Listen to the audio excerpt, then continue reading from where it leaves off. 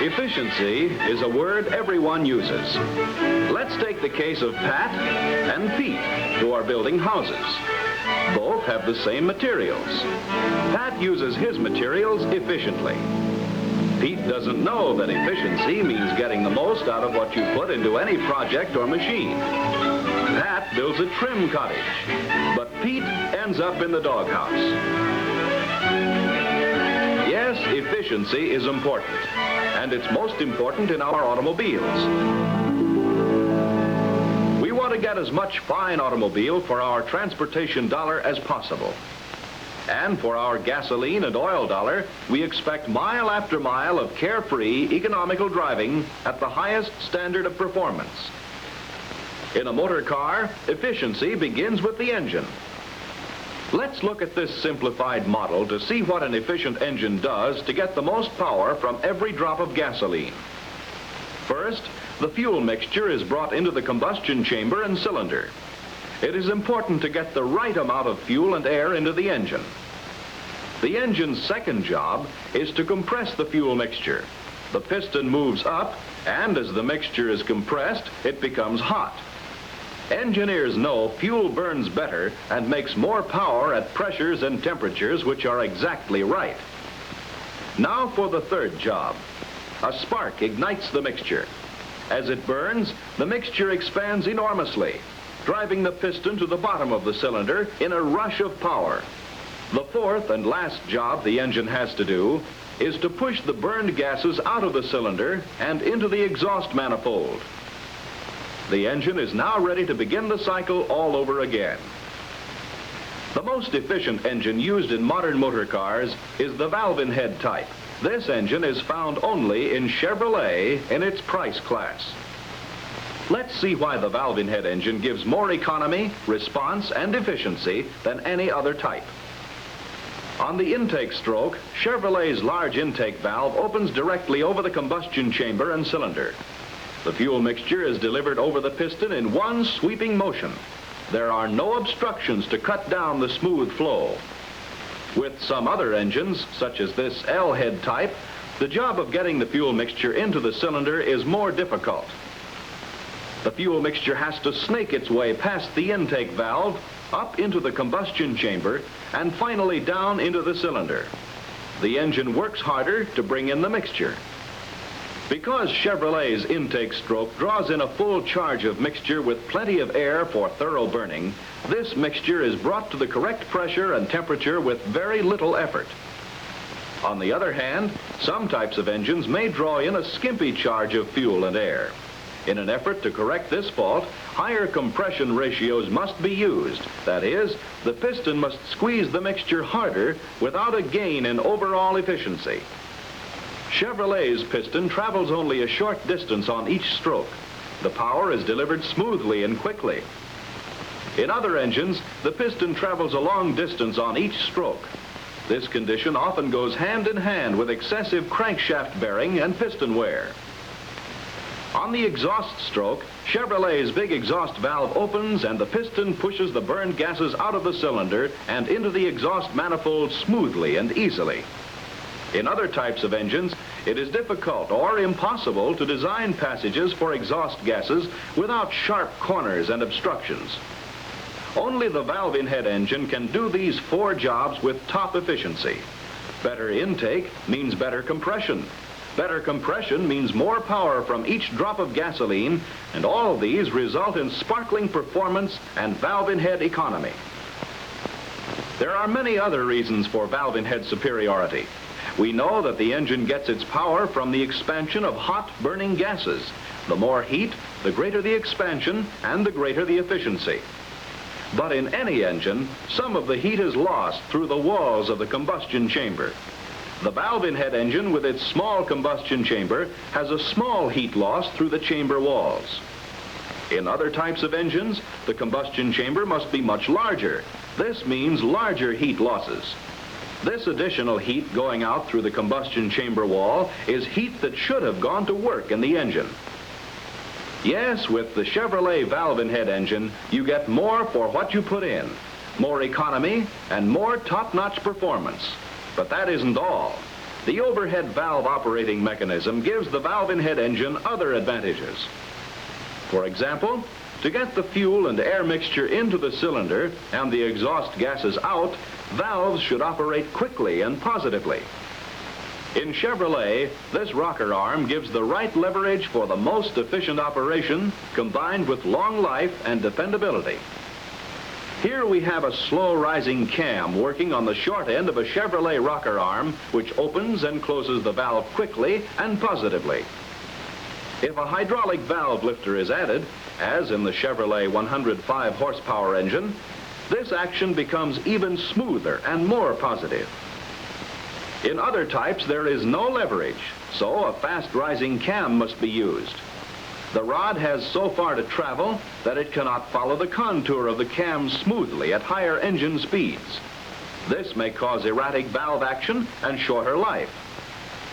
Both the Chevrolet piston and Chevrolet cylinder block are made of the same cast alloy iron, a feature exclusive to Chevrolet in the low-priced field. And because parts made of the same material expand at the same rate when heated, Chevrolet pistons always fit right. In the Chevrolet valve-in head engine, valves and pistons are located in separate castings so that they can be completely surrounded by generous-sized water jackets for controlled cooling of each part. This is not possible where valves and pistons are both located in the cylinder block, as in this L-head engine. Perfected lubrication is another Chevrolet extra. The better the lubrication, the more power available to drive the wheels, and the longer the engine life. Chevrolet engineers knew that no one system could possibly do all the lubrication jobs with top efficiency.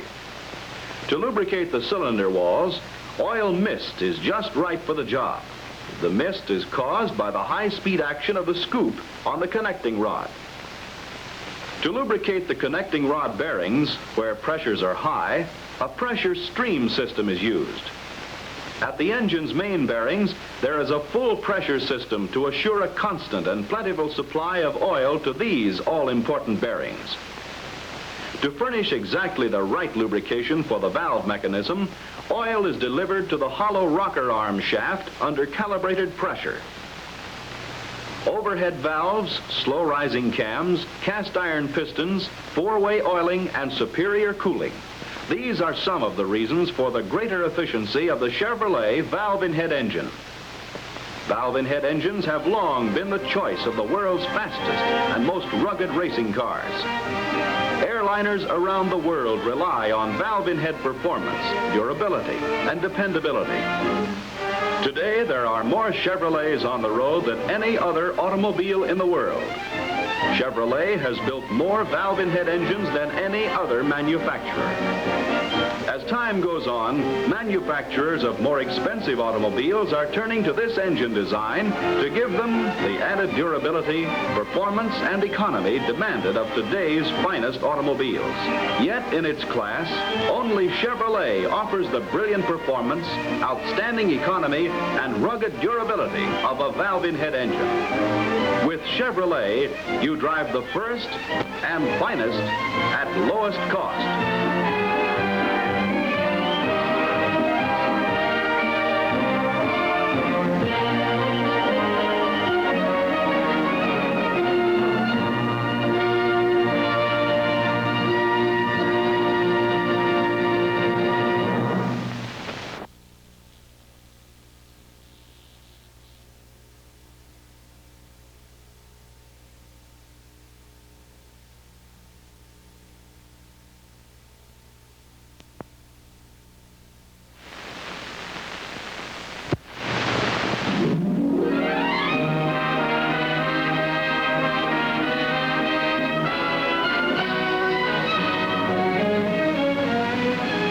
Since the early days of motoring, when cap and goggles and duster were standard equipment, there have been three major advances in driving.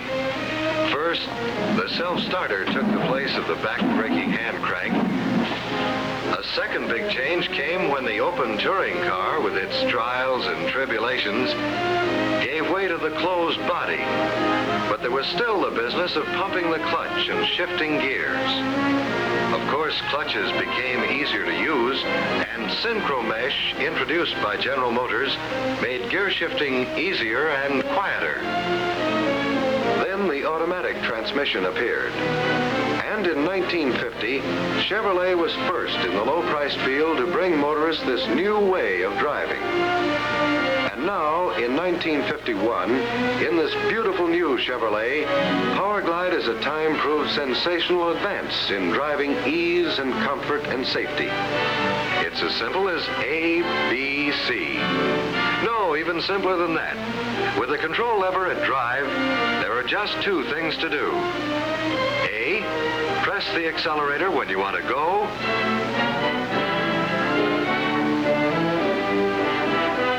B, press the brake when you want to stop.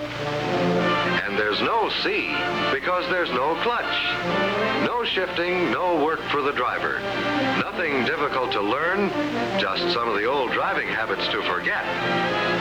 To understand its basic principles, let's see how the rear wheels get their power to drive the car. Let's represent the driving power by a mechanical hand that applies the twisting force of the engine to the rear wheels. Usually, this twisting force is transferred to the rear wheels through a rear axle, a differential, transmission gears, and a friction clutch. But perfect smoothness is not possible with a friction clutch and gears. So let's put this hand of iron in a velvet glove. Now we can apply engine power with perfect smoothness by using the force of liquid to transfer the power from the engine to the rear wheels. Now we have a power flow that's as smooth as velvet, and we no longer need the friction clutch. In Chevrolet's Power Glide unit, this is the pump driven by the engine. It sets the fluid in motion. And here is the turbine that takes the twisting force or torque from the moving oil and transfers it to the drive line and rear wheels.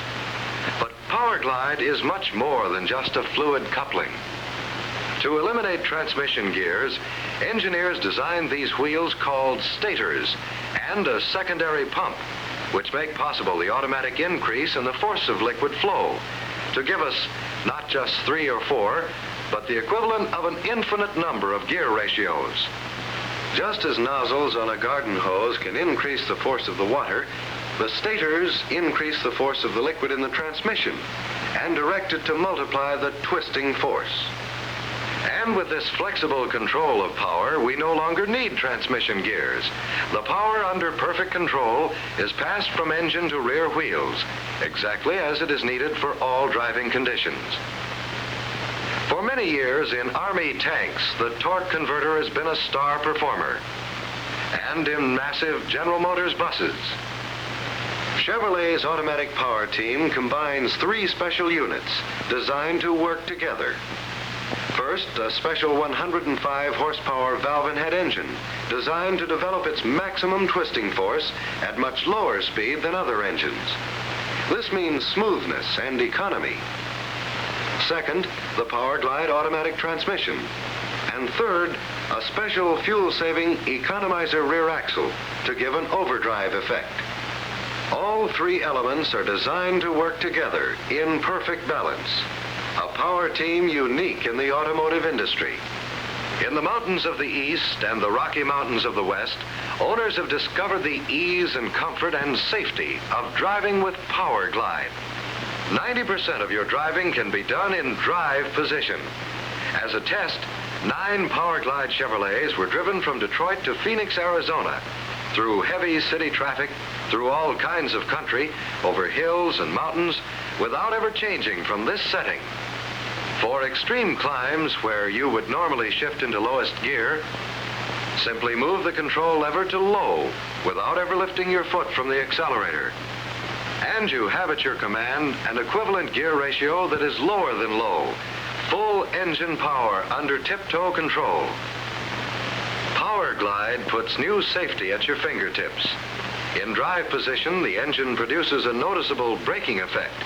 But for steep downhill grades where you would normally shift into lower gear, Again, a touch of the control puts you in low. And you go down at controlled speed without using the foot brake. Safety for you and your passengers, safety for others on the road. To back up, lift the control lever slightly and move it to R. And your Chevrolet responds with oil-cushioned power.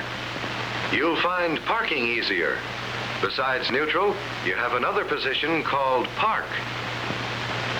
When you put the control to parking position, your wheels are mechanically locked, independent of your braking system. You can't roll or be pushed. On slippery roads from Maine to Oregon and all over the country, owners have found how Powerglide masters these road conditions. Low and reverse have been placed next to each other, so you can move the lever back and forth without lifting your foot from the accelerator. And rock the car out of the most difficult spot. And when you pull away on muddy road or slippery pavement, Powerglide improves traction because it applies engine power so gradually. What about sandy or gravel roads? Because it can rock the car back and forth, owners have found Powerglide equal to sandy roads in all sections of the country. In fact, hundreds of thousands of owners have tested Powerglide under every kind of driving condition. Out in the deserts of California and Arizona, and out on the prairies in midsummer months, Powerglide Chevrolets have driven through hot, baking country, mile after mile without overheating. How about starting up on hills? That used to be a problem to many drivers. Owners find that for most hills, you can stay and drive. For very steep ones, switch to low, step on the accelerator, and Powerglide gives you the engine power you need to start up the hills smoothly and safely. Uh-oh, are we in trouble? Sometimes, due to forgetfulness, batteries do get run down. Now what?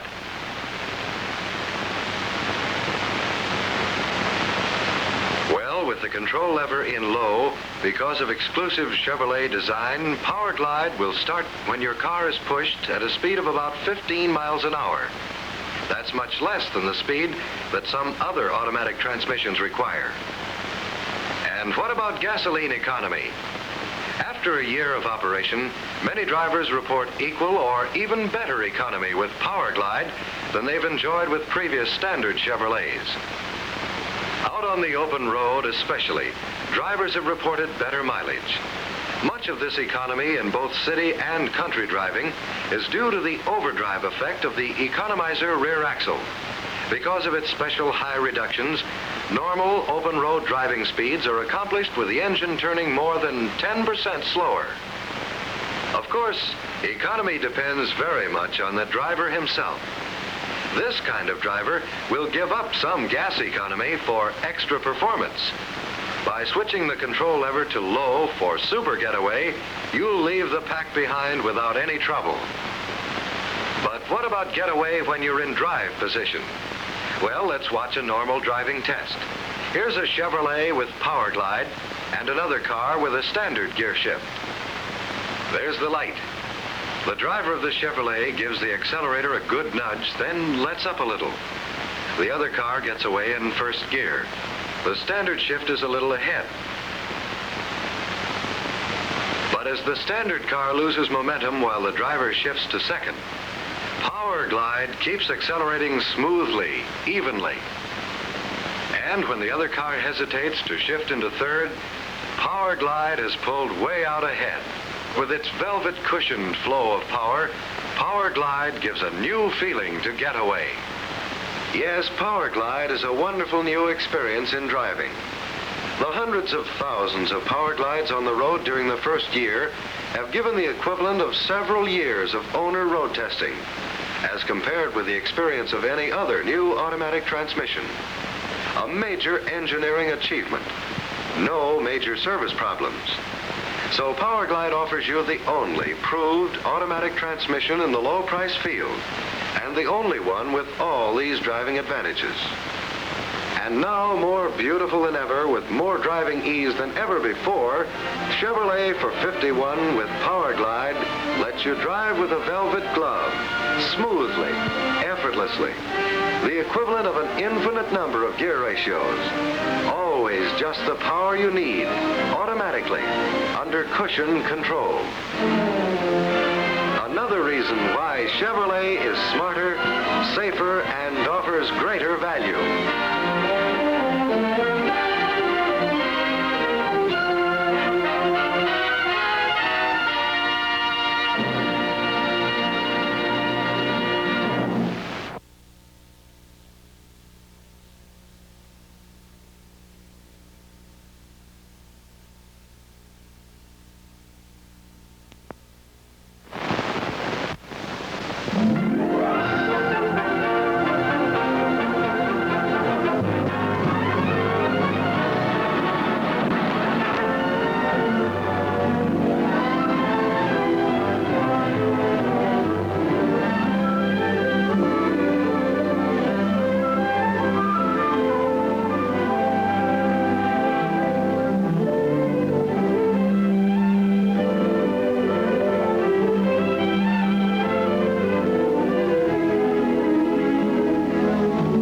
This is our neighborhood. In spite of the way it looks, it isn't like any other place anywhere. You notice the difference the minute you see the people. Yes, the people around here are friendly. Our merchants are strong on courtesy and that extra bit of service. And they keep their promises too. Like when Jake Thomas tells you a suit will be ready at 5 o'clock. It will be ready at 5 o'clock. Anywhere you look, you'll find that extra bit of thoughtfulness that means so much.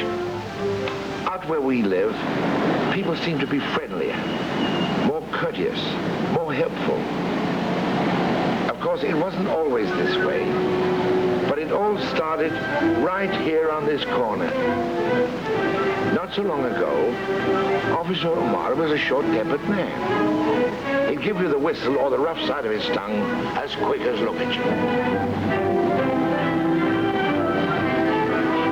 Then one morning, young Henry Carter, who operates the gas station at the corner of Main and 3rd, came up to Omar's intersection, and his mind wasn't entirely on his driving. When Omar stalked over to him, Henry realized that he had stopped in the crosswalk. So he just sat there, waiting for Omar to explode. But this morning, Omar didn't explode. He got a very odd look on his face. And then he waved Henry ahead. Well, right then and there was the first link in the chain miracle started by Omar. The miracle that made our town different. Young Henry kept mulling the incident over in his mind. And it had quite an effect on him. He decided that if a gruff guy like Omar could be human, he, Henry Carter, could give it a little extra try with his customers. He started by making Fred Murray, our haberdasher, think it was a favor to let Henry put air in his tires. Yes, sir. What can I do for you? Pull her up.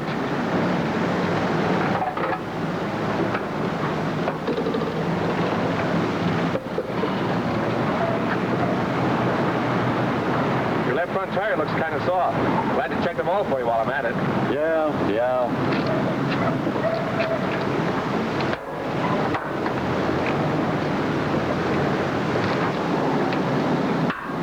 Nice day, huh? Hadn't thought of it. But it is, isn't it?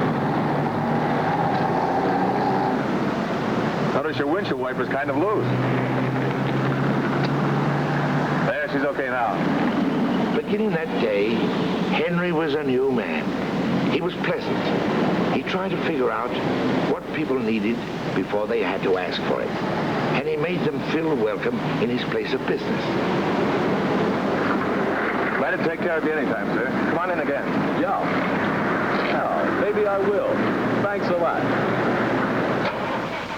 The way Henry Carter treated Fred at the gas station kind of woke Fred up. Made him feel so good that maybe he ought to pass the same treatment on to his customers. The first one he tried it on was Tom Smith. who is a salesman at our neighborhood Chevrolet company. Fred took an interest in what Tom wanted, made him feel that he was glad to see him and glad to help him. That suit looks mighty good on you. Is that what you had in mind? I guess that's about it. Good, but before you make up your mind finally, I'd like you to take a look at these. We might find something you like better. And if we don't, you'll be all the happier with this suit you have on. Sure, why not? Would you excuse me just a moment, Mr. Smith? Certainly.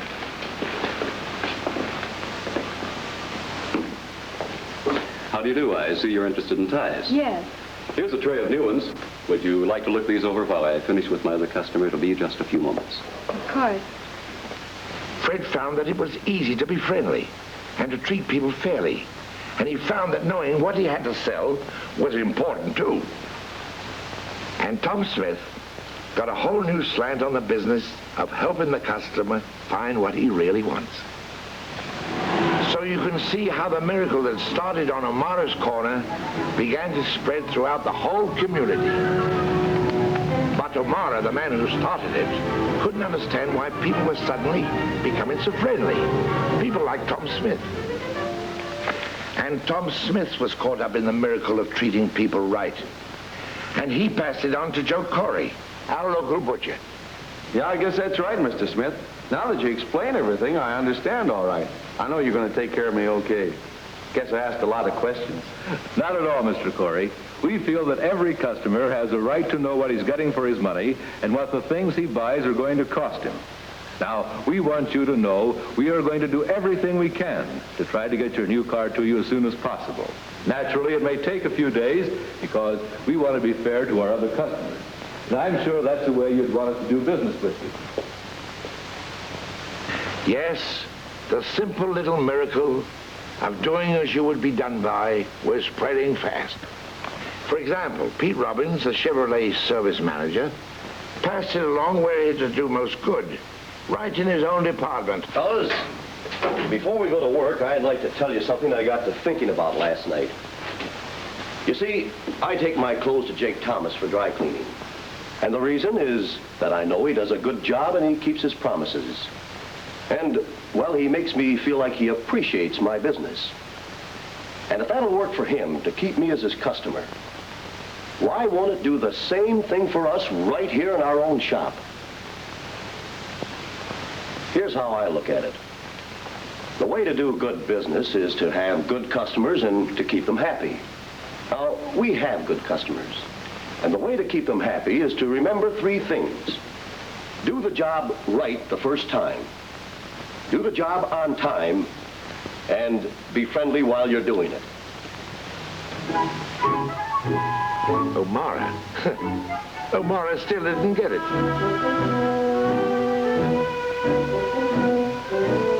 But Joe Corey, the butcher, did. Incidentally, Joe had quite a lot of reforming to do, but he found it wasn't such a hard job.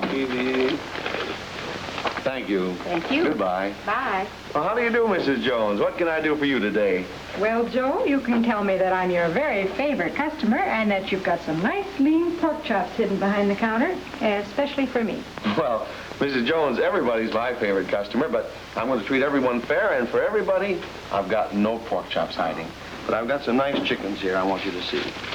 A nice one here for $1.89. An extra special good one for $2 1/4. Now, you tell me which one you like, and I'll cut it up real nice for you. It made Joe feel pretty good to be treating everyone as his favorite customer. And it made Mary Jones feel pretty good to get that kind of treatment. Mary Jones is a telephone operator down at the light company. Suddenly, a lot of people found they were more cheerful after they had been talking to Mary. Of course, by now, Mary Jones was just one link in the one chain of the many chains that were passing the miracle along. And so the miracle grew, passing from friend to friend, from family to family, from store to store, and from one business to another. And pretty soon, everyone found himself doing things a little differently, giving a little more thought to the other fellow, and discovering that life was a lot more fun. Ever since, this has been a wonderful place to live and work in, with people liking each other and trusting each other. Business has picked up in all the stores, with people spending more money and getting more out of it. And it's so easy to keep on doing it. We don't think we're ever going to stop. Some of our businessmen got up a poster, so strangers will know how we want to treat them. Here, you can read it yourself.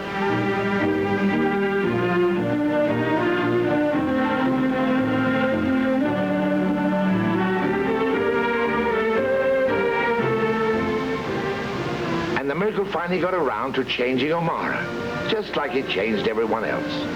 And now he can count his friends. Of course, there had to be a catch somewhere. The fact about that morning when it all started have never before been revealed to a human soul. And there's the only man who knows the reason Officer O'Mara didn't explode that morning was because the poor devil woke up with laryngitis and couldn't raise his voice above a whisper. And who am I to be telling you all this? Who should know better than himself? O'Mara. But there's one thing. Starting a miracle is easy. It isn't everybody wearing a halo. It's just letting the people you do business with know that you like them, that you want to help them. It's just keeping your word and being fair with everyone. It's just doing things the pleasant way. And I found it the easiest way. Now, if our miracle got started, we'll say now, by accident. Just think how easy it would be to start one on purpose. Now, you take a tip from O'Mara and try it where you live and where you work.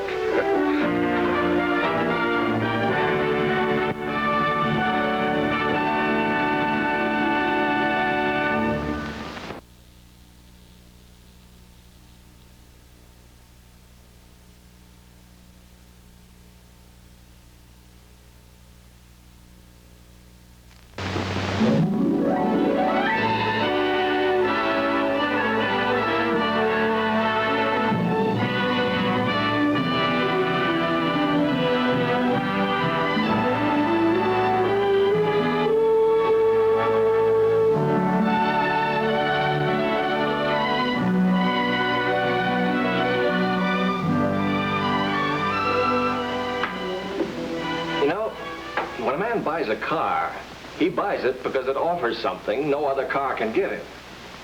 I figure there must be a lot of different reasons for buying Chevrolets. We sell them to so many different kinds of people. Yes, doctors, truck drivers, salesmen, school teachers, streetcar conductors, every kind of person. And probably each one decided on Chevrolet because it filled a particular need that no other car could fill. I wonder what kind of person would combine all the reasons so many different kinds of people buy Chevrolets. You'll never see anyone like that walk in here.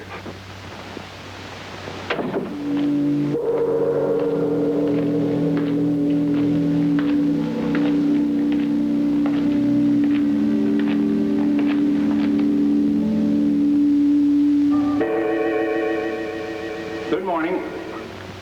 Would one of you gentlemen like to talk to me about a new car? Why, yes, sir. My name is Ted Randall. Do you care to step over here? Thank you. My name is X. Do you spell that E-K-K-S? No, just plain X. I see. First, I'd like you to see how... I'm right here. The back seat looks so comfortable, I thought I'd try it. Well, that's fine, Mr. X. And you can see how much legroom there is and how comfortable the rear seat is. Plenty of room for 3 big people. And on deluxe models, foam rubber seat cushions, both front and rear. You won't find that in all cars. And here's something else. A simple adjustment of the rear door lock gives you a great safety plus. Try the handle. Oh, I see. That way the children can't open the door from the inside. Look at those long, low, sweeping lines, unbroken by the integral rear fenders. Because Chevrolet is a recognized style leader and stays in style longer, its trade-in value is higher. I see what you mean. You can see Chevrolet's beauty, but I wish you could see how beautifully it's constructed.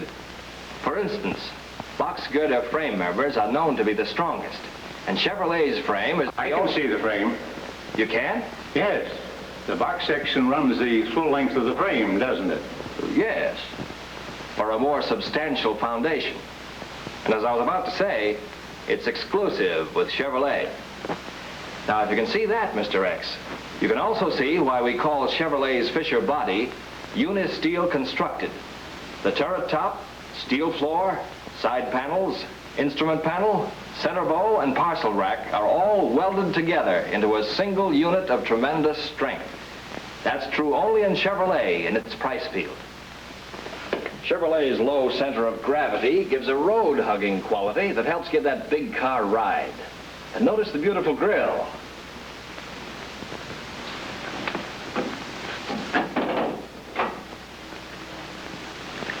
Here we have what a lot of car manufacturers wish they had under their hoods. The famous Chevrolet valve-in-head engine. In fact, several manufacturers are trying to come close by switching to some type of valve-in-head. Yes, I've heard about that. But remember, the owner-approved economy and performance of Chevrolet's engine is the result of nearly 40 years of constant improvement and of building more valve-in-head engines than all other manufacturers combined. For 1952, the Chevrolet engine, with its famous cooling system and specialized four-way oiling, has been even further improved.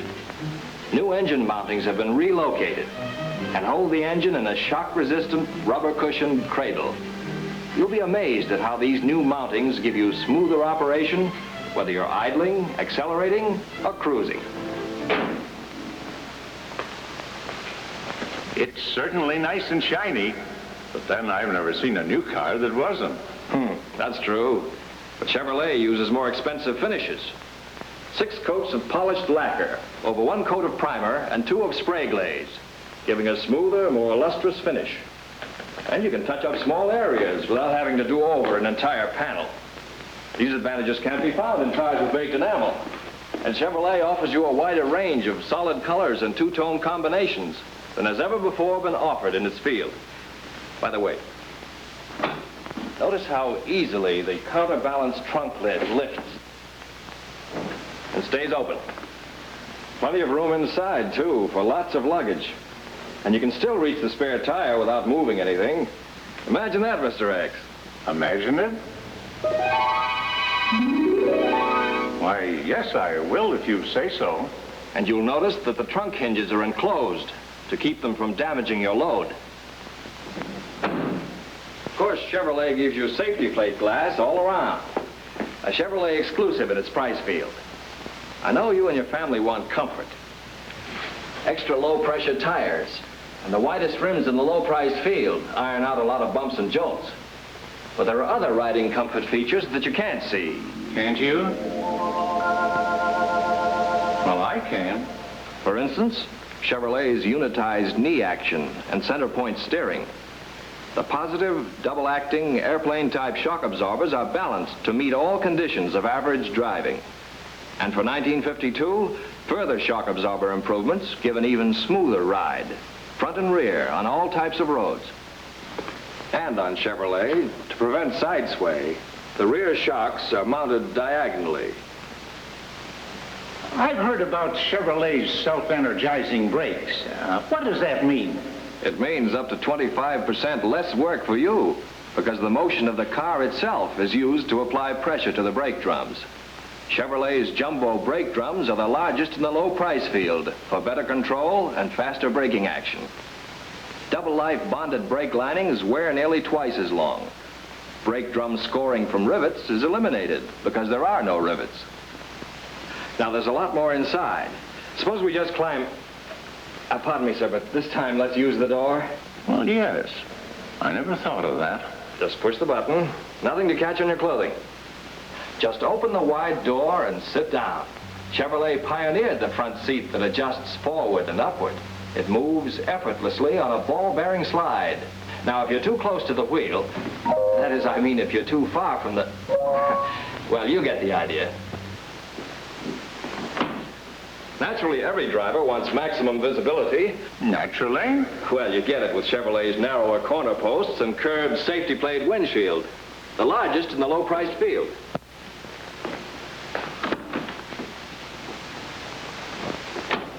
It's just as beautiful inside as out. The instrument panel is beautiful and practical. Makes driving easier, day or night. Then there's the upholstery. Beautiful, easy to clean, and quality you usually find only in more expensive cars. And on deluxe models, Chevrolet gives you trim and upholstery in two-tone combinations to harmonize with the exterior finish you choose. Now I want to tell you about Chevrolet's exclusive Power Glide automatic transmission. The first automatic drive in the low-priced field. Owner proved over billions of miles. With Power Glide, you simply step on the accelerator to go, step on the brakes to stop. And Power Glide Chevrolets now have the added convenience of an automatic choke. With Power Glide, you move smoothly ahead on an oil-cushioned flow of power. There's no direct mechanical connection between the engine and rear axle, and nothing to cause steps or surges in power. Yes, Power Glide is another example of Chevrolet's leadership. With Power Glide, Chevrolet's 105 horsepower valve-in-head engine gives you matchless performance. You glide up hills easily, effortlessly, because the engine selects its own drive ratio to meet the power needs of each moment. There is no freewheeling. Your engine holds you back when you decelerate or go down a hill. For even greater engine braking, flick the control lever to low. Power Glide lets you concentrate on driving. And with Chevrolet's center point steering, you never have to fight the wheel, regardless of roads, crosswinds, or speeds. And Power Glide makes parking easier. Just switch the control lever back and forth between low and reverse. And when you've parked, set the lever at park, and your Chevrolet is rigidly gear locked. Mr. X, with Chevrolet, you drive with ease and comfort, safely. You know, that Mr. X is one of the most interesting people I've ever met. There's a man who can really see and appreciate some of the hidden values we've been telling people about. Well, where is he now? Well, we were talking in the closing room, and all at once there was the order all made out on my desk and signed with an X. And suddenly he just wasn't there. Oh, maybe he had to talk to his wife. Yeah. Did you ever find out who he really is? Yes, I think I did. He's the man we were talking about, who would combine all the reasons why people buy Chevrolets. In other words, he's the symbol of millions of satisfied Chevrolet buyers and owners who have learned that there's no mystery as to why more people buy Chevrolet than any other car.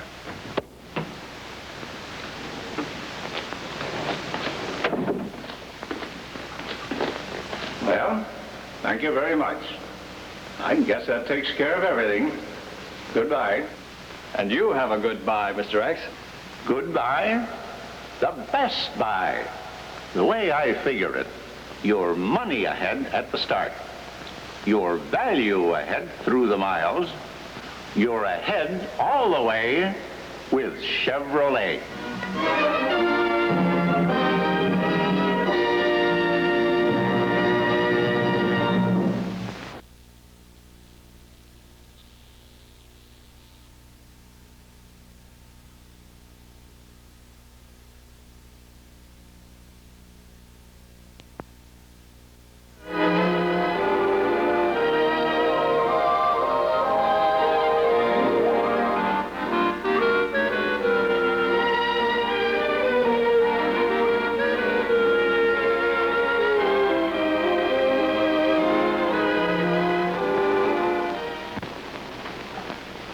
Well, I'll be doggone. Larry Davis.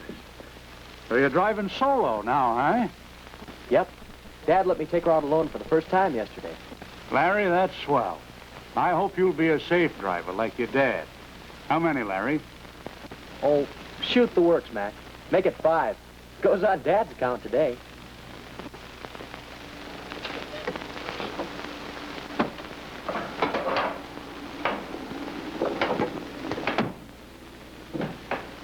About being a safe driver, Mac. I'm going to be the safest driver you ever saw. Dad said I can have the car a lot if I take good care of it. If I don't bang it up or do anything that costs extra money.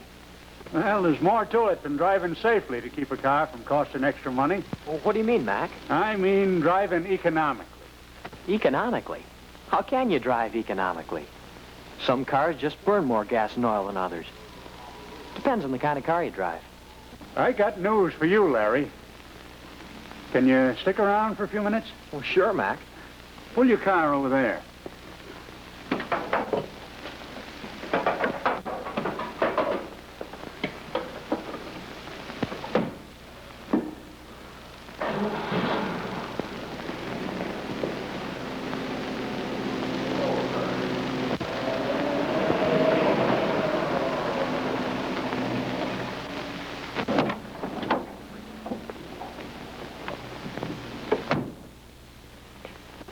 I still say that economy depends upon the kind of a car you drive, doesn't it? Some drivers go a lot farther and for a lot less money, and with the same kind of cars. Now, take your dad, for instance. Your dad's what I call an inexpensive driver.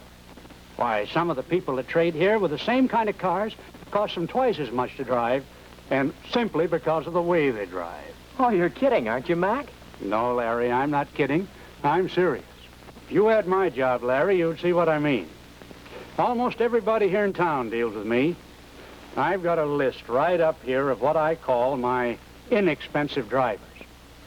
The good drivers who get the most miles out of their cars for the least money.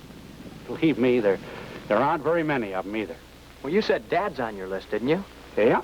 Your dad gets the most miles per gallon out of this model car of anybody else here in this town. But even your dad could save car expense in other ways. Mac, what's the secret formula? I'm going to have to buy gas out of my own money after today. But I don't get it, Mac. Why are you interested in economy? I should think you'd want people to spend money. You see, Larry, I figure it this way. I'm in the business of selling service to my friends and neighbors. And I want them to keep on being my friends, and I want them to keep on being my customers. So I figure it this way. If I can help them get the most miles per dollar out of their cars, they're going to keep on being my friends and customers for a long time to come. Well, that makes sense. Yeah. Economical driving has become sort of a hobby with me. I've made quite a study of it in the past 25 years. Well, Mac, maybe you can save a little gas or oil by the way you drive. But in the long run, it costs a certain amount of money to maintain any car. You can't do anything about it. Larry, you can do something about it. See that poster over there gotten out by the Safety Council? It says just what I've been trying to tell you. Let's go over and take a look at it.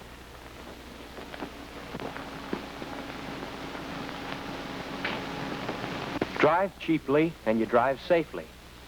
Save engine wear, clutch, brakes, tires, and gasoline. Can you really save on all those things? You sure can, Larry. Well, what's the most important, Mac? Everything is important.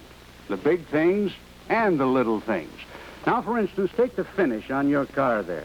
To keep it looking bright and new, you want to wash it frequently. And that goes for the chrome as well as the paint. You see, washing not only removes the dirt, but it removes all the corrosive substances, such as salt and calcium chloride, that you pick up while you're driving along the road. Well, keeping this buggy clean's one of my regular jobs. Well, believe me, Larry, that pays off. That's why your dad always gets such a good trade-in. Let's go over and take a look at that car over there. Now, this car belongs to what I call an expensive driver. He doesn't take any care of it. See the way these dents are starting to rust through? Yet the man who owns this car is always kicking because he doesn't get enough for his cars when he trades them in. I see what you mean now, Mac. But what about those other things on the list? I mean it. I'm serious.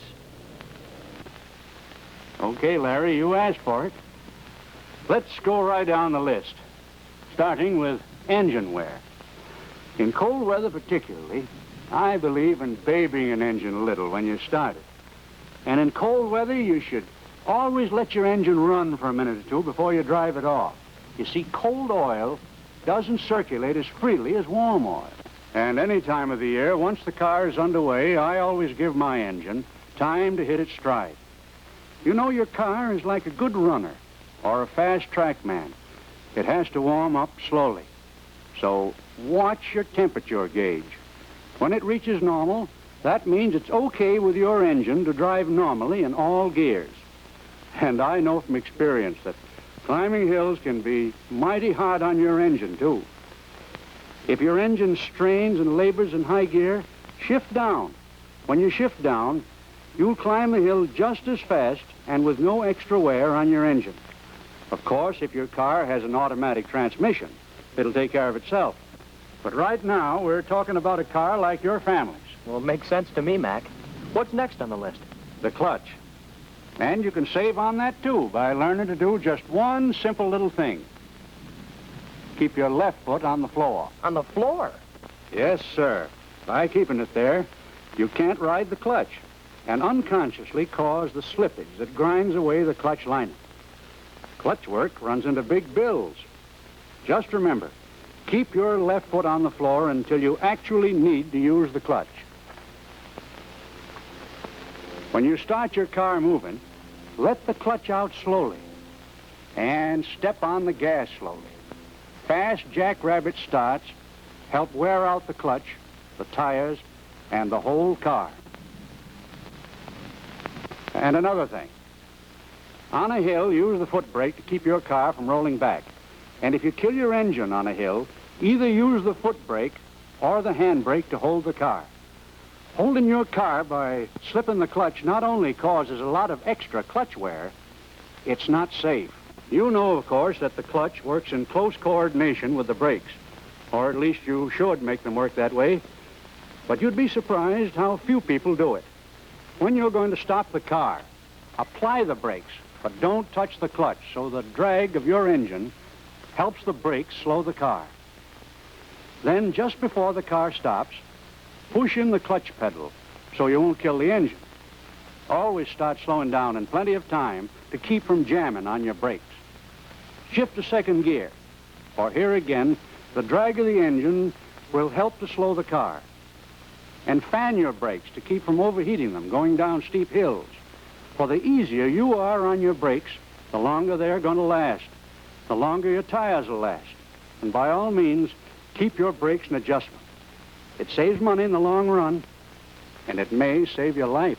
Those last two, Mac, tires and gas, they seem to be the things you could save the money on. Yeah, that's right, Larry. Now take tires.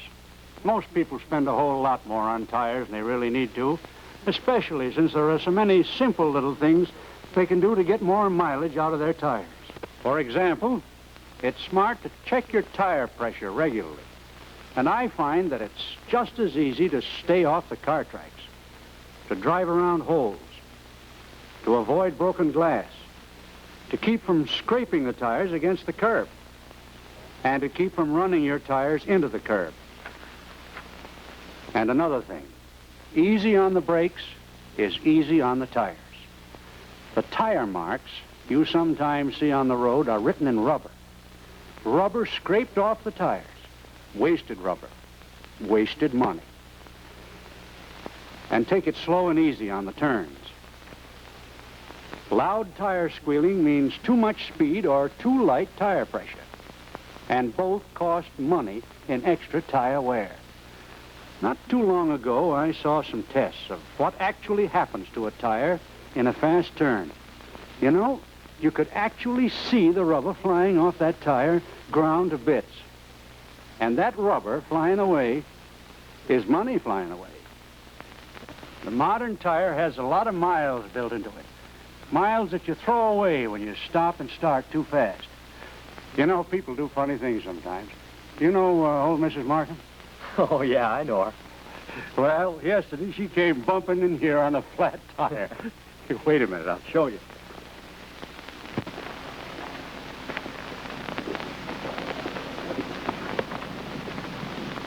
Isn't that a mess?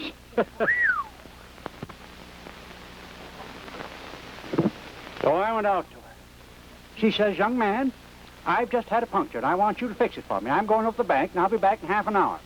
I said, "Mrs. Markham, that tire is ruined. Why didn't you call somebody and have it fixed on the road or get towed in?" She says, "Young man, I just drove that tire 4 blocks.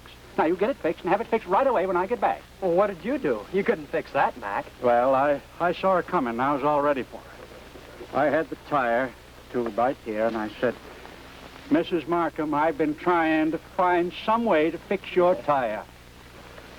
She almost blew her top then, but she shelled out for a new tire and tube just the same. Been a whole lot cheaper for her if she'd paid for a towing job or having the tire fixed out on the road. If people that have punctures would only get somebody to fix it, they don't know how to do it themselves, they'd save themselves a world of money. Hey, Mac, what time does Mr. Donaldson want his car? Not till 5 o'clock, Jack. Is Mr. Donaldson on your list of inexpensive drivers? Oh, he sure is, Larry, right at the top. He gets by spending pennies, where expensive drivers would have to spend dollars.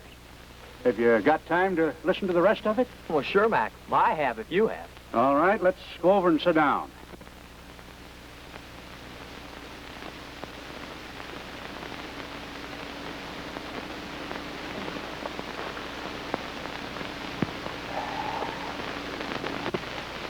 Well, now let's see. Gasoline. You know, gasoline to your car is like air is to a runner. Faster he goes, the more air he uses. So he has to breathe deeper and faster. And when a car goes fast, it uses more gas. Of course, if you're taking a long trip and you're interested in getting there, the extra gas you'd use won't slow you down to 35 when the speed limit is 55. But on the highway or in town, you can save a lot of gas just for the way you drive. Let's start at the beginning. The way you start your car, how you use the choke, and how you shift are especially important to you, since your car doesn't have an automatic choke or an automatic transmission. To start a cold engine, pull the choke out. Just as soon as the engine starts, push the choke in, at least halfway. You push it in all the way as soon as the engine runs smoothly without it. Don't choke an already warmed-up engine. Over-choking can waste more gas than any other bad driving habit. Take it easy when you start. Just get your car rolling in low without gunning it. Then shift through second and get into high gear by the time you're going 25. You'll be surprised how easy that is on your gasoline money. Take your stops easy, too. Quick stops just waste the gas you use getting your car rolling. And when you're waiting for a light, don't bounce the accelerator. If you don't race your engine, you'll save gas by the gallon. I told you about the tire test I saw. Well, I saw another test that same day. 1/10 of a gallon of gas was put into the testing tank of two identical automobiles. The black car was to be driven like I'm telling you how to drive. The light car was to be driven show-off style. But both were to stay inside the legal speed limit. The light car shot off like a streak, while the other fella took it easy, like I'm telling you to do.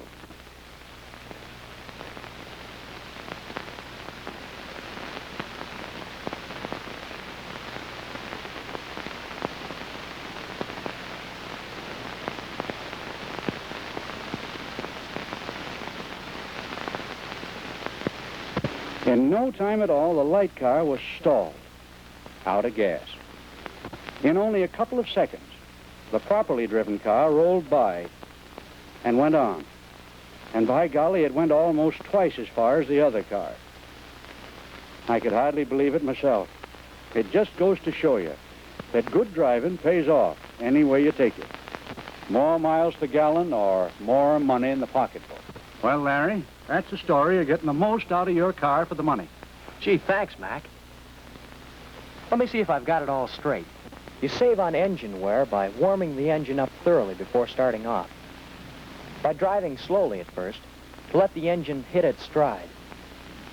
And shifting into a lower gear when the engine's working too hard. You save your clutch by keeping your left foot on the floor. By avoiding jackrabbit starts. And by using your hand brake or foot brake to keep the car from rolling backward. You save your brakes by letting the engine help brake the car whenever possible. By slow stops, by fanning the brakes, and by keeping them adjusted. You save on tires by taking it slow on the curves, by avoiding car tracks, broken glass, holes, by not scraping or bumping into the curb, by easy starts and easy stops, and by checking the pressure regularly. And you save on gas by properly choking, by keeping your foot off the accelerator when you're stopped in traffic, and by shifting into high by the time you're going 25. Well, that's all there is to it. You save on everything and you get there just as fast. Gosh, Mac, thanks a million. I won't forget a word of it. You know, I'd better head for home.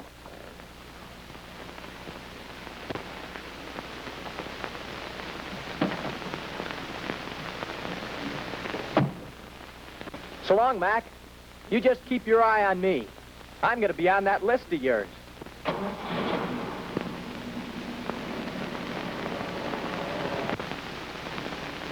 I bet he will at that.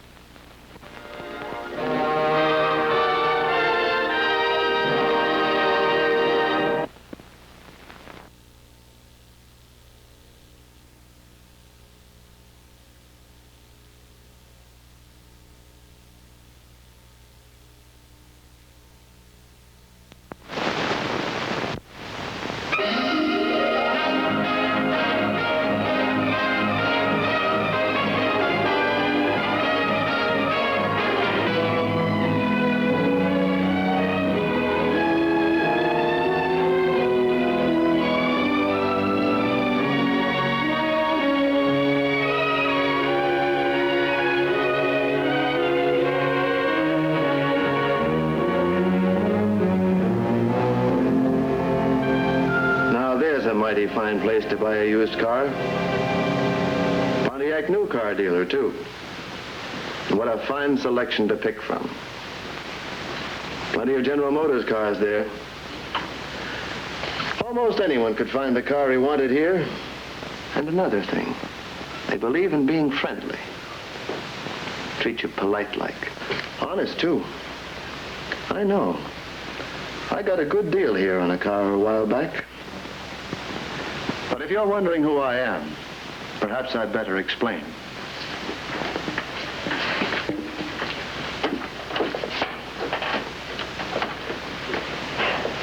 You might say I'm the duly elected representative of the Used Car Purchasers of America Unlimited. That's strictly unofficial, of course. And so are these figures and things. They tell you what most used car purchasers want. But you know, any used car purchaser will tell you that, if you ask him.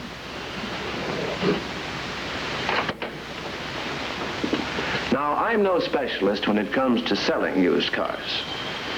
But I figure I am a specialist when it comes to spending my own dough for one. So let me tell you what happened to me when I bought a used car from this Pontiac dealer. To begin with, I liked the looks of the place. Wasn't hard to find either. And right here, I started looking for little things which might tip me off one way or another about the place. Like the prices being big enough to read. Actually, most people don't know too much about cars. They need someone to advise them. The same with me. Even more so when I think how much you have to accept on faith. Well, the first thing that impressed me was the way that salesman made me feel at home. A friendly handshake and a smile made me feel good right away.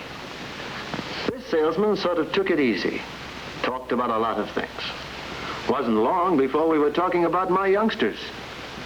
No push, no shove, no rush to high pressure me into a quick deal. And that went over big with me. But all the time, I noticed we were getting around to the kind of a car that would suit me best. And was that salesman a detective on that one? How many in the family? What color do you prefer? What make? What model?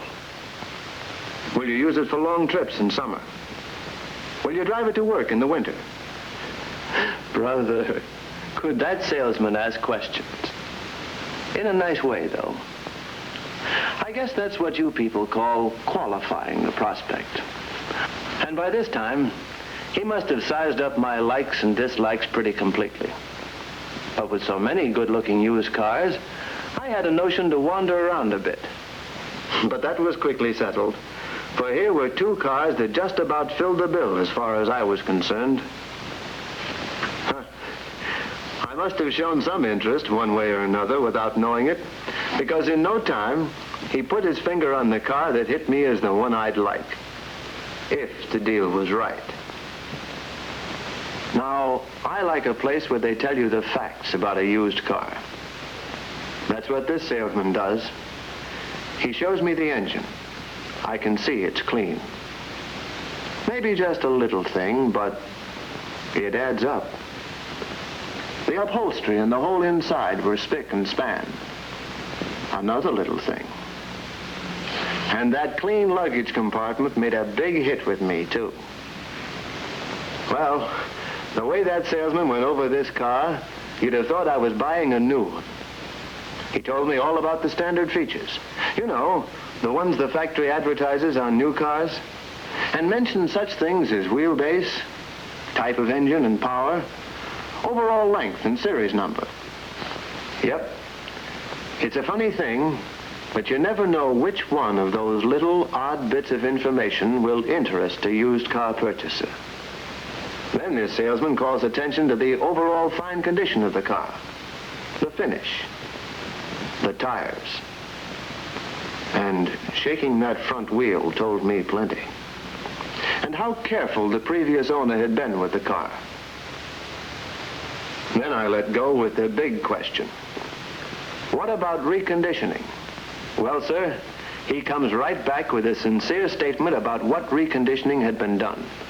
And the dealer's warranty policy on used cars. A Pontiac goodwill guarantee, he calls it. More than that, he shows me where the reconditioning was done. I can see for myself. And did that salesman get my feet into this car, but fast. Not any faster than I wanted, though, because by this time, I was as enthusiastic as he was.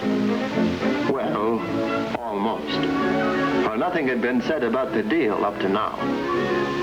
But anyway, I still had the feeling he was looking out for my interest, helping me find the right car for me. Another thing, he kept the demonstration short, but gave me enough time to check the performance of the car and satisfy myself that it was all he said it was. And at the same time, I knew they were looking my car over pretty carefully, too. Well, that ride certainly made me dissatisfied with the car I had. But believe me, I didn't want to let the salesman know it. I figured now was the time for me to work for a good deal. I'd shopped around some and thought I knew what I ought to pay and what I ought to get for my car, too. I had a realistic price in mind, one I figured I could pay, and how much I figured I could afford to spend. But that I kept to myself. Well, he keeps price out of it, too. And he knows his business all right. Figuring out the deal, I mean. He just takes it for granted that used car purchasers mostly buy on time. And he sets about to figure out how cheaply I can buy the car. I kept my eyes on every move that pencil made. But when he finished and handed me the figures, the deal was on the basis of my car plus so much. Sure, I objected. Don't forget, I'm the specialist when it comes to spending my own dough. But then this salesman really sharpened the pencil and got down to bedrock. He explains how it is possible for me to buy this car, shows me how small monthly payments can handle it, convinces me that I can get all this automobile for so little money. When he got through, I could understand that the deal was fair all the way. Yes, sir. That salesman sure sized up what I needed and wanted in a car, all right. Maybe I'd have saved some time if I'd laid all my cards on the table in the beginning. Most people don't. You've got to dig it out of them. Painlessly, I mean. Anyway, I'm happy with the buy and understand just what these people mean by a goodwill guarantee. Of course, you have to take human nature into consideration every time. As for us, We figure we're just as sharp a trader as the next one. Say, come to think of it,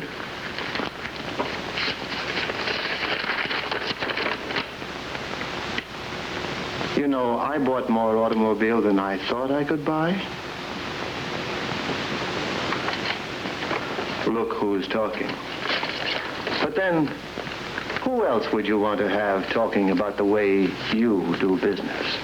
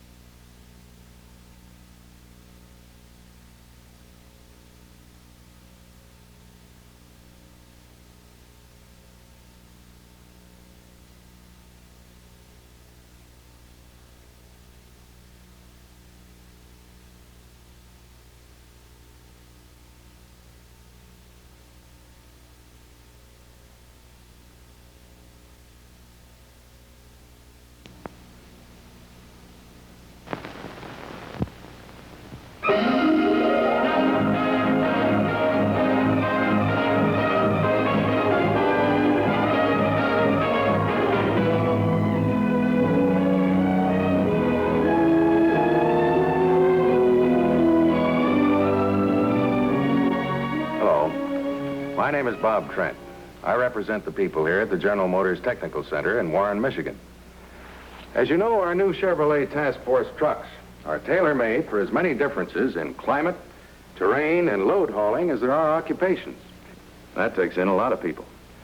But you know, that's something we get quite a kick out of here, knowing that when we develop and test our trucks, we're helping people in all kinds of jobs. For instance, take someone like William L. Mann of Kill Devil Hills near Cape Hatteras in North Carolina. Bill has been an independent contractor for over 20 years and can't think of anything he'd rather do. His biggest job is locating and hauling gravel, an important job in this area where wind, water, and storms constantly change the face of the land. At times, Bill works from dawn till dark, searching the beach for gravel deposits left by the tide. Then they must be scooped up before the next tide washes them back out to sea. On stormy, windswept Cape Hatteras property, covering the sand with an inch or two of gravel can mean the difference between land or sea. Bill Mann is 39 years old, married, the father of 3 girls. His hobbies, besides his family, are hunting and fishing. And here, of course, he finds one of the best fishing waters in the country. He has a tractor with a trailer for big loads and on-the-road travel, besides his dump truck with 4-wheel drive. Bill likes the hard work, healthy hours, as he calls them, and being his own boss.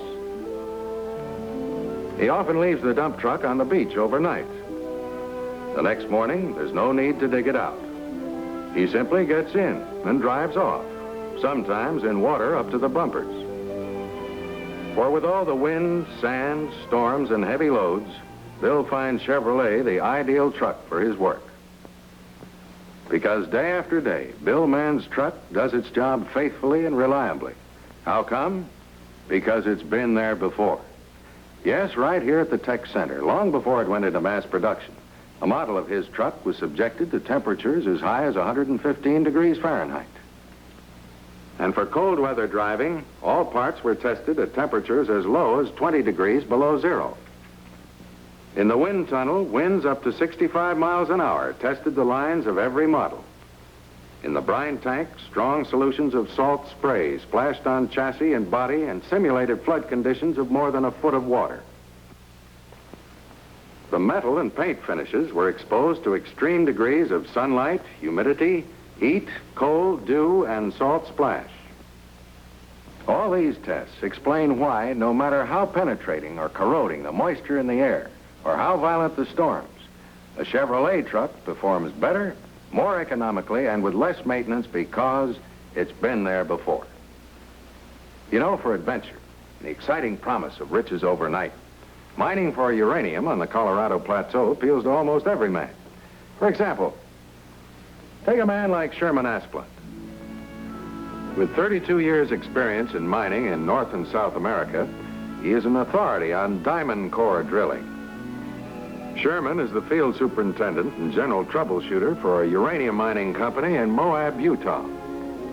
His trailer, which he and his wife have lived for 11 years, has a direct phone to company headquarters and a two-way radio to all its mines. Going from one job to another, Sherman often works around the clock, 7 days a week.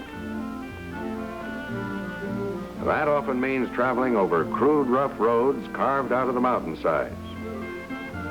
Sherman says he hasn't found a place where his truck won't go through, over, or under. Sometimes he's had to back up to get a running start, but he's always made it. Once in a while, when he's stumped by a new problem, Sherman takes off for a few hours of fishing at the river. Does a heap of fixing, he says. He has only 2 beefs about his truck. It won't go until he puts it in gear, and he still hasn't been able to wean it away completely from gasoline. Each day, Sherman drives great distances, going from one drilling operation to another. Yes, over the rugged wilderness of the Great Plateau, Sherman Asplin's truck meets every challenge successfully because it's been there before. A model of Sherman's truck was put through 900 bumps a minute, so engineers could study their effects on springs, shock absorbers, engine and body mountings. Stress concentrations under actual road conditions were recorded. Vibration frequencies at varying speeds and degrees of roughness were studied to overcome problems of metal fatigue. Truck as well as car transmissions were tested under conditions similar to a climb up Pikes Peak, including road grades and hairpin turns, putting trucks through more grueling trials than the wildest terrain of the Colorado Plateau can provide. Cliff Morgan has the kind of job that most of us at one time or another think that we'd like. Cliff is the timber boss for a big lumber company in the Pacific Northwest. 40 years old, Cliff has worked in the woods for over 22 years.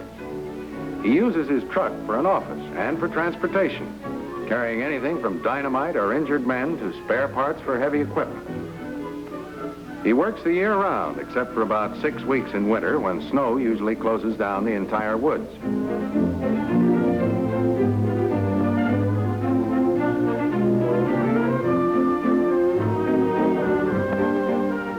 In logging parlance, a show is the area in the center of a good stand of trees that are to be taken down. Cliff plans every show, builds the roads and bridges to bring out the logs, and selects the right men for the work. Now, with 100 men under him, he works from 5:30 every morning until 6 or 7 at night, sometimes staying in the woods for days in time of deadlines, floods, or fires. Every 2 hours during the day, Cliff checks the weather forecast on his two-way radio. Wind changes, rain, and fire are constant dangers. And when the humidity falls to 30%, it is an unwritten law of the woods that all work stops. The danger from fires is so great that even all combustion engines are shut off. Cliff's hobbies are night baseball and fishing, but most of the time he's working, and there isn't a job he asks his men to do that he hasn't done himself. From fallers, the men who saw down the trees, to buckers, the men who cut the fallen trees into various lengths, to the dumpers who dump the logs into the river where they are hauled away to the sawmill by tugboat.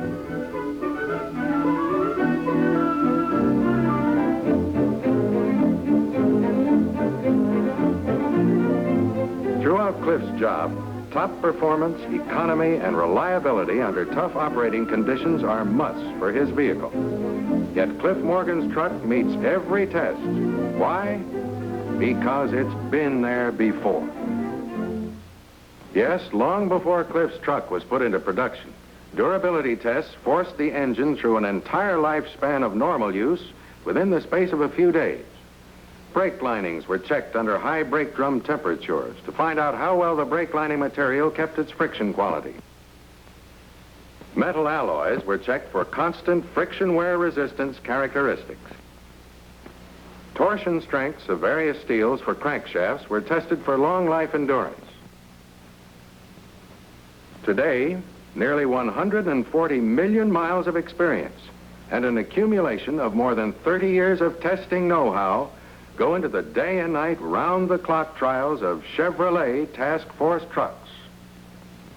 Perhaps this is why people like you have bought more Chevrolet trucks than any other, year after year for more than 19 years. You know a Chevrolet Task Force truck is tailor-made to give maximum performance, economy, and reliability wherever it is called upon to operate, because it's been there before.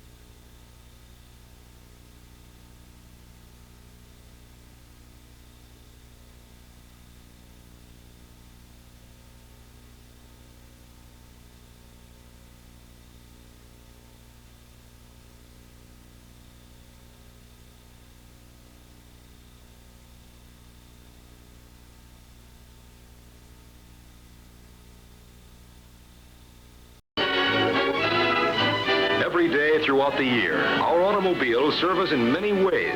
Always at our beck and call, they do our chores, give us pleasure, and provide dependable transportation every mile of the way. We demand a lot of our motor cars. We want quick starting, fast getaway, power in abundance. We want them to be tough and rugged and long-lasting. And along with all this, we want them to do these things with comfort, economy, and safety. We demand all these things of our motor car, and Chevrolet delivers the goods. And how many of us are aware of what it takes to make this so, to ensure that we ride in comfort all the time? There are many things behind that most comfortable ride. Can you get in and out of the car comfortably? Is the car well ventilated? How does it handle? At the General Motors Proving Ground, we get all the answers to these and other questions. Here, since 1924, Chevrolet designers, engineers, and test drivers have put Chevrolet through the toughest kinds of tests. Throughout the year at top speed, these drivers grind off the dizzying miles to make sure your Chevrolet runs smoother, faster, and farther for a longer time with economy and comfort. Front-end suspension, will it hold up? This Belgian block road tells the story. Rougher and tougher than any road surface encountered in everyday driving. 5,000 continuous grueling miles, tears at the vitals of body, engine, and chassis. A new idea in center point rear suspension. More of the same punishing treatment pits actual performance against the findings of science. Distribution of weight and center of gravity. On these keenly calibrated scales, engineers find the answers to the exact weight distribution. And on this giant swing, the answers to the exact center of gravity, all of which adds to your riding comfort and enjoyment. Center point seating, where you ride in the car, is the best test of comfort. Swung between the smoothly cushioned front and rear suspensions, between the axles as you see here, Chevrolet riding ease proves itself. Whistling noises and drafts, where do they come from? This big suction pump and chemical smoke find out. And the information found here helps Chevrolet engineers improve your riding comfort and safety. And wherever you ride in comfort, beautiful appearance is your constant companion. All the artistry of design reflected in the graceful lines of your Chevrolet is the result of trial and test, too. Long before the cars are put into production, body design, placement of headlights, bumpers, sweeping flow of body lines, colors, and color combinations are conceived and tested.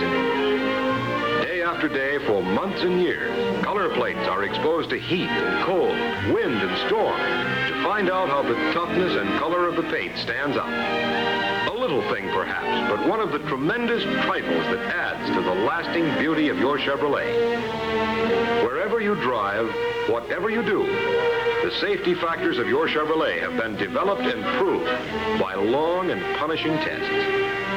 The smooth, sure function of your brakes, steering, and overall ruggedness are the result of unending days and nights of tireless testing and more testing. How fast can you stop?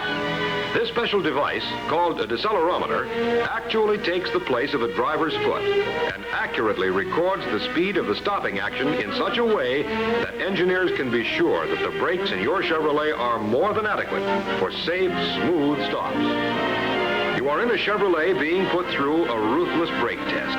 Up to top speed, then wham, a dead stop. Up to top speed again, wham, another dead stop, and another, and another, and another. Why?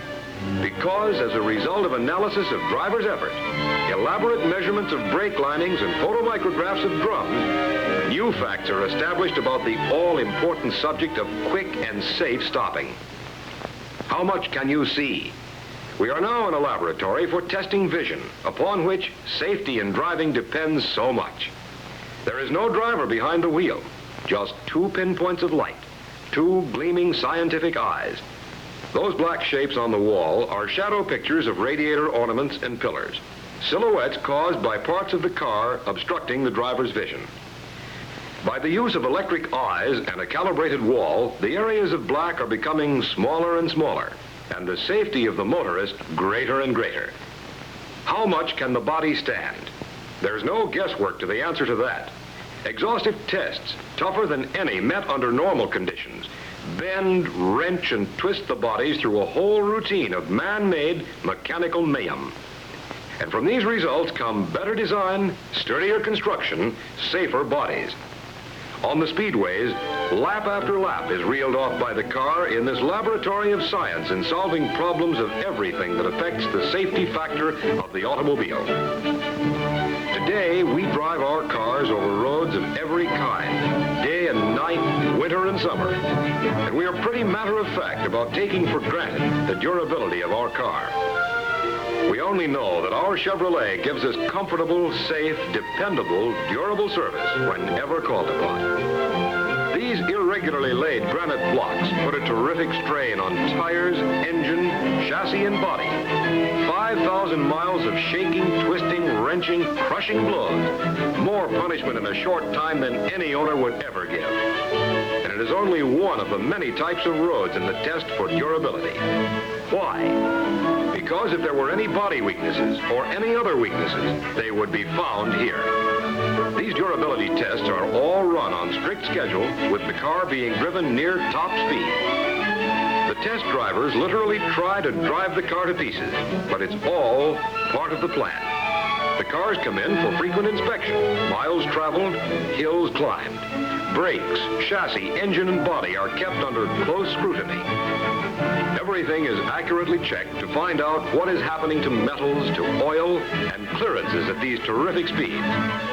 Yes, we all want comfortable, good-looking cars that are safe to drive and stand up well under the wear and tear of usage. But how about economy? Well, that is tested too. Not so spectacular, perhaps, but just as important are the tests which prove Chevrolet's economy of operation. This measuring device, called a burette, accurately measures the gasoline used in going a predetermined distance. These cars are run on a scheduled test over a long period of time. The checking of gasoline consumption, oil, and lubricants is constantly going on. Tires, too, are checked at the start of a test and periodically to show tire wear. The engine, transmission, and axles are inspected to contribute their important bits of information. And from all the tests, vital statistics appear that provide better ways of making Chevrolet overall economy of operation better and better. We demand many things in our modern motor car, but there is one other ingredient most of us demand more. That's top performance. We want our cars to start quickly and get away in a flash. We want power for climbing steep hills and brakes that stop on a dime. A sleek car speeds around the 37-degree bank turn, on up over a 27% grade. Why? Because later on, engineers will be checking performance with their keenly calibrated instruments. Your out on a winding road now. Here it's crowned. Now it's banked with you, now against you. The road is first gravel, then blacktop. Twisting, turning every foot of the way. Why? Because engineers measure the effort required to steer under any and all conditions. As a result, find out how to make your Chevrolet steer more easily than any other car. Operation Bathtub, a Chevrolet water test of many years standing. Into this man-made deluge at 30 miles per hour. Are the windows, doors, and floorboards sealed? Do the brakes work after the soaking? How does the carburetor function and the ignition system? The facts brought out help make your Chevrolet function safely and smoothly under extreme conditions. In this giant test crucible, the answers to many things are found. Answers that mean constant improvement in engine performance, in the development of better pistons, bearings, crankshafts, chassis, brakes. Here, the newest contributions of engineering science to motor and metal are Chevrolet tested under the most trying and exacting conditions. There on the table are the facts. That's a Chevrolet automobile after going through its punishing tests, taken apart and exposed down to the last bolt and nut, ready for the microscopic examination that will benefit every Chevrolet owner in the future. All the hundreds of thousands of miles traveled, all the hundreds of thousands of tests made are for you, the Chevrolet owner and driver. And when you ride in a Chevrolet, you will find out for yourself how every test made gives you more satisfying comfort, more beautiful appearance, greater safety and economy, longer service, and finer performance. Yes, every test made in this greatest outdoor proving ground in the world is made for one reason: to make your Chevrolet serve you and your family better and better now and in the years to come.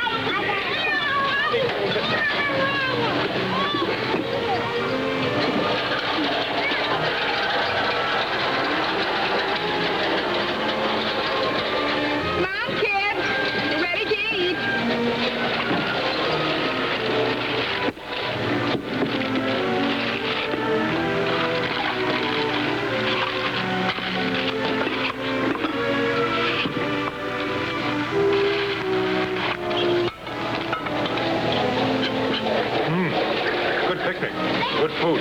Well, good.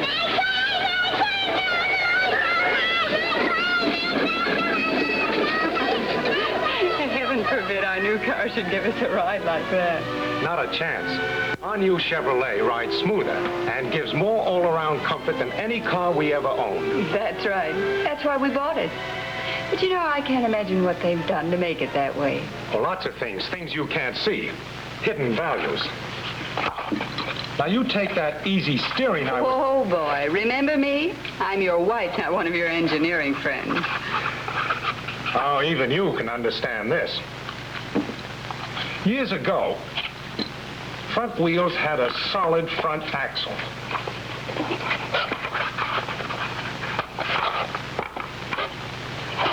When one wheel went over a bump, the other wheel bumped too. The steering wheel jerked, and passengers rocked and jolted. Then they figured out how to suspend the wheels separately.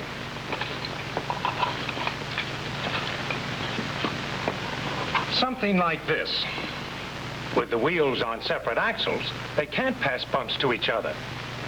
So bumps have less effect on steering. Our Chevrolets have had that kind of front wheel suspension for a long time. But the engineers still weren't satisfied with the steering. You see, front wheels are connected to the steering by what they call tie rods. And because the steering wheel is over on the left side, one tie rod was longer than the other. It was like, well, imagine trying to steer a rowboat with one oar longer than the other. With oars of unequal length, you'd have to pull hard on the short oar to get the same steering effect as an easier pull on the long oar. Here's what happens in the automobile. To steer the wheels, you have to push the tie rods. And remembering the rowboat, you can see that you'll have to move the tie rods different distances to get the same steering results. Also, as the front wheels bump up and down, the tie rods turn them slightly. Both wheels turn inward. But because of the unequal tie rods, one wheel often turns more than the other. So in straight-ahead driving on rough roads, unequal tie rods can make a car pull slightly to one side. Not good, huh? No, and a difficult engineering problem to boot. But if the tie rods were of practically equal length, each would move the same distance to get the same steering result, and bumps would have an equal effect on the wheels. Yes, there were a lot of problems involved in designing such a system, but we have it on our new Chevrolet.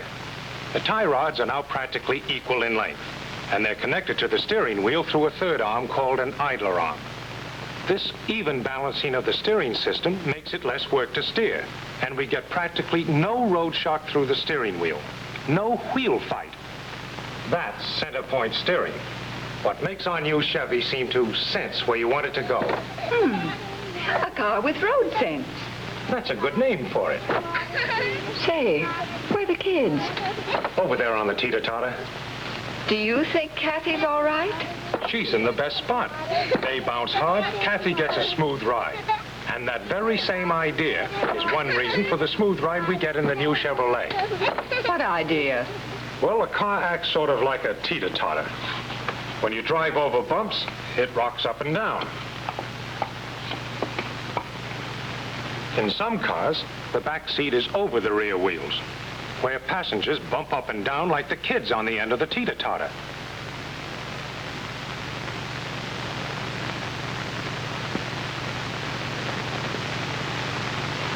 In our new car, the seats are between the wheels, where you get the smoothest ride, like Kathy at the center point of the teeter-totter. With center point seating, all passengers get a front seat ride. But center point seating is just one of the reasons why our new car rides so comfortably. Another reason is what they did with the rear springs.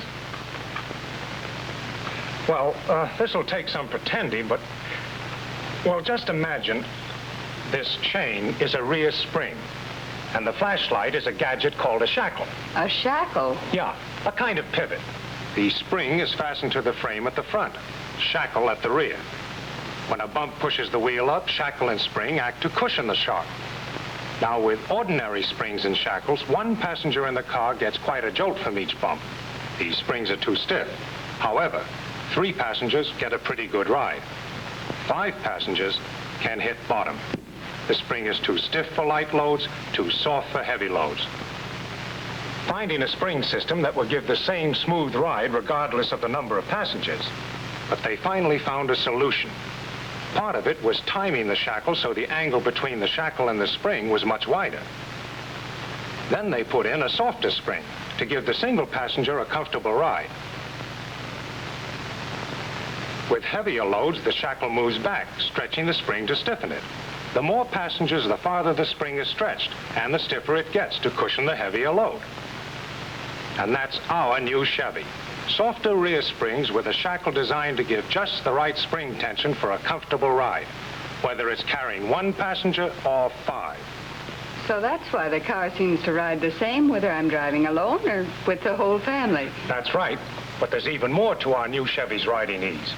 Next time we go to the airport, Watch the landing gear while an airplane lands, and notice how the shock absorbers cushion the tremendous weight of the plane as it hits the ground. The action of the shock absorber piston sliding into an oil-filled cylinder absorbs much of the shock. Let's make a model. We'll use this for the piston and this for the cylinder with water instead of the oil. Now, when a bump pushes the piston, I forgot something. These holes represent the valves in a real shock absorber, which control the fluid flow when the piston is pushed down. They permit the piston to slide down the cylinder, but slowly. On the rebound, a spring pushes the piston up, and again the fluid controls the action. Our Chevrolet shock absorbers are now this same type. When we hit a bump, they smother the shock by slowing down its effect. One of these direct double-acting shock absorbers is mounted in each front suspension unit, teamed up with the strong coil springs. In the rear, the same kind of shock absorbers are placed diagonally instead of straight up and down. This is so they'll act like the braces on the swing the kids are using. They steady the body of the car on curves and in crosswind driving. So you see, there are three big reasons why our new Chevy rides so much easier. The center point seating, the new spring and shackle arrangement, and the new airplane-type shock absorbers. You'd never think simple things like that could make so much difference. Simple, she says. They seem simple after they're perfected. But what it takes to develop one of those simple things and make sure that it works. Why, do you know... John, don't you think Tommy's swinging Gail too hard? Oh, she knows how to hang on. Do you know of a better way to stir up a breeze? Sure. Breezing along in our new car. Well, you got something there. You know, they call it the car that breathes. Up front, under the hood, are two air intake scoops leading to the passenger compartment.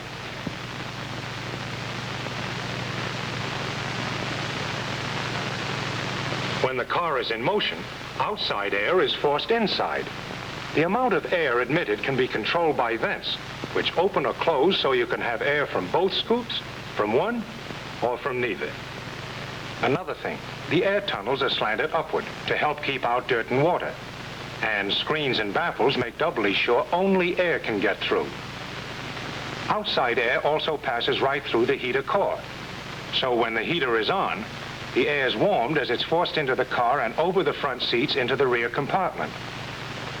Also, the tunnels beneath the front seats offer air circulation to ensure uniform temperature, front and rear. The blower builds up enough pressure to force stale air out, as well as keep cold air from leaking in. The heater controls regulate the temperature of the air and the speed of the blower. For instance, in warm, rainy weather, you can turn the heat off entirely, turn the blower on, and fill the car with cool outside air. Our defroster is controlled just as easily. With the wide defroster slots beneath the windshield, ice, steam, and fog are melted away more rapidly than I ever thought possible.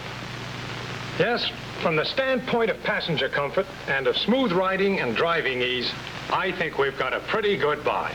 Well, I'm satisfied. And I'm not too easily pleased, as you may have noticed. Yeah, don't I know? Of course, we've just talked about a few of the many things that made Chevy my #1 choice.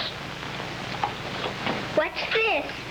That's your dad's conception of our new Chevrolet. You're kidding. Yeah, son.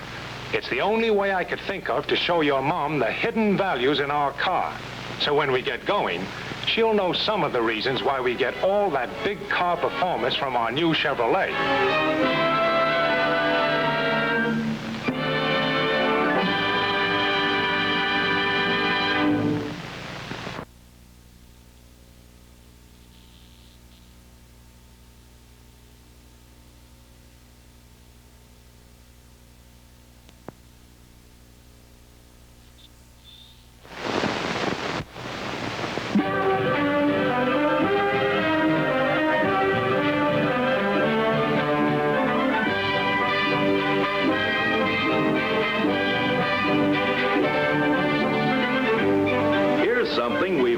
Seen in the movies. Yes, just a little reverse English on the camera. But here's something we probably haven't seen. A deliberate rollover of a new Chevrolet at a speed of almost 50 miles an hour to test the strength, stability, and safety of the famous Fisher body. But whoa, wait a minute. That's risky business. Or is it? What's the story behind this rollover test? Why send a car through such punishment anyway? It's a story that begins with us, the car drivers and car owners of today, and the things we want in a motor car. We want smooth flowing lines and attractive styling, of course. We want a beautifully appointed and roomy interior with deep cushioned comfort that means easy, enjoyable riding. But there are other things we want too. We want a car body that is durable, that will take the meanest road punishment without squeaking or rattling. Chevrolet, and only Chevrolet in its price class, offers today's car buyers the strength, the stamina, the safety of a body by Fisher, a name that represents the most in automobile body quality, the most in ruggedness and durability. This body combines the skills of the thousands of master craftsmen who make up the Fisher Body Division of General Motors, the largest manufacturers of automobile bodies in the world. Craftsmen in steel have designed and fashioned the famous Fisher Unisteel body. Unisteel because the skeleton of this body is a rugged, shock-resisting structure that is like one piece of steel, like the structure that supports a modern skyscraper. A strong structure begins with a firm foundation. Out of huge presses under hundreds of tons of pressure come floor panels that form the foundations for Fisher bodies. Each is a single sheet of tough steel, shaped and ribbed to give us strength and rigidity and a solid feeling underfoot. Sturdy cross braces and box-type girders along the sides give added strength and rigidity. Extra bracing goes into the front portion of our body too, the cowl and dash assembly that will form a wall between us and the engine. And typical of the extra structural strength found only in Chevrolet's body by Fisher, a feature not in competitive bodies, the instrument panel is welded in. It becomes an integral part of the Unisteel body, a reinforcing structural member for the rest of the body. Crowning the structure of Chevrolet's Fisher body is the famous turret top, an outstanding contribution made by Fisher body craftsmen to motoring safety and body construction. Each is a single sheet of steel that will give us maximum protection overhead. Under the skilled hands of welders, the steel walls that will protect us above, beneath, and on all sides become one continuous structure, one unbroken body of steel without a single bolt or screw that can ever come loose or squeak or rattle. Can this body be made still stronger? Yes, by sturdy roof rails of steel along the sides, by bracing and cross-bracing at the back, and by a double-ribbed bow of steel to reinforce the roof. Here's another construction feature found only on Chevrolet in its price class, typical of the extra bracing, the extra strength in every Fisher body. We can't see these structural features as we ride along in our new Chevrolet so comfortably, safely, quietly, but around us is the strongest, safest, most durable automobile body we could buy. One feature we all definitely want in our car body for driving safety is broad, unobstructed panoramic vision.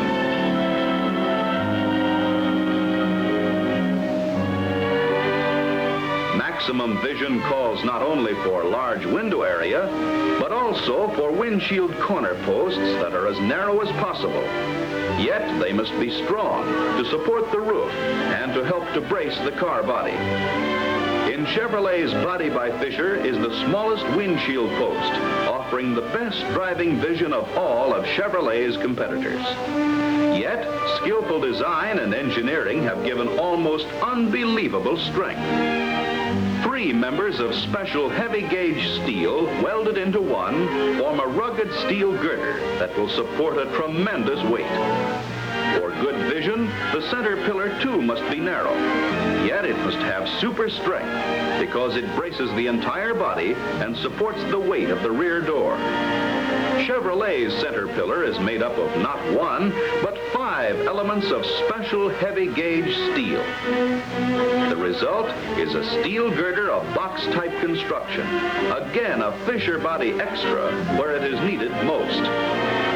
And speaking of doors, don't we all appreciate a door that operates easily and forms a protective part of the body when it's closed? Chevrolet's Fisher body doors give us the protection of not just one, but 2 panels of steel. 2 beautifully shaped, reinforced members of steel welded into one strong box-like structure that gives us a double wall of safety. There's an old expression about fitting like a glove. Perhaps it ought to be fitting like the door of a Fisher body. This is part of the miracle of Fisher body production. Thousands of hours of skillful planning, of designing, engineering, and manufacturing have been needed so that when door meets body, it will be the best possible fit and pass the eagle eyes of the inspectors. For perfect safety, a window of genuine safety plate glass. Did you know that in its field, only Chevrolet's Body by Fisher provides the protection of genuine safety plate glass all around at no extra cost? And with such precious cargo, should we be satisfied with anything less than full safety measures all around? In Fisher Body, no detail that means safety to ourselves and our families has been overlooked. For example, even the rear door handle that used to cause parents worry has been designed for safety. The men who fashioned the hardware for Fisher bodies have devised a door handle that, with a simple setting, becomes child-proof. This door won't open until the lock is released.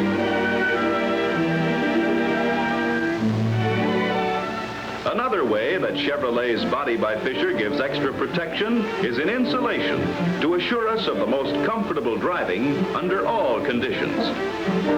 Only fine materials are used, materials that have been tested and proved to be the most effective by extensive laboratory tests. Materials that make the car easier to heat in the winter and easier to keep cool in summer. That gives us quiet motoring at all times and protection from road dust and fumes. Yes, in our new Chevrolet, we're as snug as we are in our well-insulated homes, shielded from all the elements of weather and dirt and noise, assured of comfort. Just how well are we insulated against water, for example? Fisher body designers and builders don't rely on guesswork. They find out. Hundreds of gallons of water later, we have the answer. Another Fisher body has passed the test. How will the seat cushions hold their shape after a 200-pound man has gotten in and out hundreds of times and driven the car an equivalent of 50,000 miles? Fisher body engineers have devised this equipment to find out. How does the door fit? And how does the safety latch work after being opened and slammed shut thousands and thousands of times? Here is the theft test. Fisher engineers even want to know how much force it will take to break into this sturdy deck lid with its strong lock. How much roughhousing will this body take? Will long wear reduce any of its strength and safety features? Will it still be free from squeaks and rattles? Car and body are tested by actual driving over miles of rugged roads at the General Motors Proving Ground. And here's a rig in the Fisher laboratory that shakes the body like a cat shakes a mouse, hundreds of times a minute. With scientific instruments, this one known as the Strobotech, Fisher engineers can stop the action and study the way every portion of the body will react to thousands of miles over the toughest roads. And now, how will Chevrolet's Body by Fisher, with its Unisteel construction, stand up under the supreme test of stamina and rigidity and safety, the rollover test? Here is a Chevrolet ready to be given the test at the General Motors Proving Ground. And this time, we're going to watch the test all the way through.